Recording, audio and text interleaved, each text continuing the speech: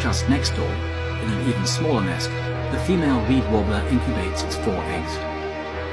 One of the brood is starting to hatch. However, it is not the young reed warbler. 2 weeks ago, a female cuckoo, unseen by the reed warbler, dropped her egg into this nest. Now the young cuckoo hatches. As the first of the brood, the reed warbler did not notice the trick, but now feeds the young as if it were its own. The young cuckoo needs to throw the other eggs out of the nest. If it doesn't do this, then the parents will not be able to feed all the nestlings.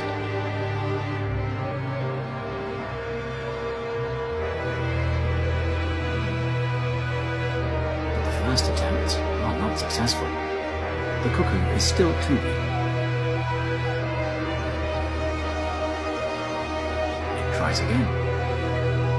It must push the egg above the edge of the nest. It is a big effort.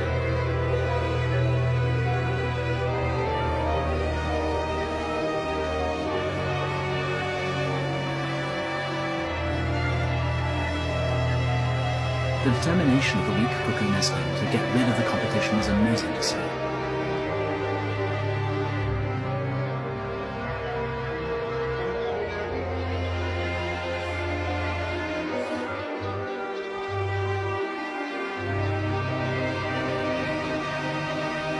After a few hours, it has another threat.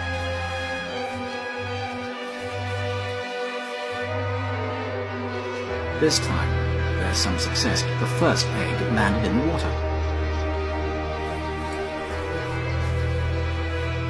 When it throws out the second egg, the cuckoo almost follows it out of the nest itself.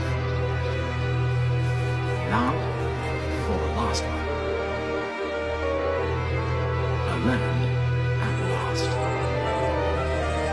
The ever-open, bright red beak and the constant peeping from the cuckoo prompts the reed warblers to bring it food without a break. Now all the insects and spiders end up in its beak. With such intensive feeding, the young cuckoo reaches its adult size in just 2 weeks. It is so large that when it sits on the nest, it must hold tight so it doesn't fall off. In a strong wind, the nest may even break apart under its weight. Although the cuckoo is by now much bigger than the reed warblers, they still treat it as if it's one of their own nestlings. Even after it has left the nest, they will still feed it. At the end of August, the young cuckoo will start its lonely journey to Africa. It will return next spring, maybe even to the same reed bed, and try to toss an egg into a reed warbler's nest.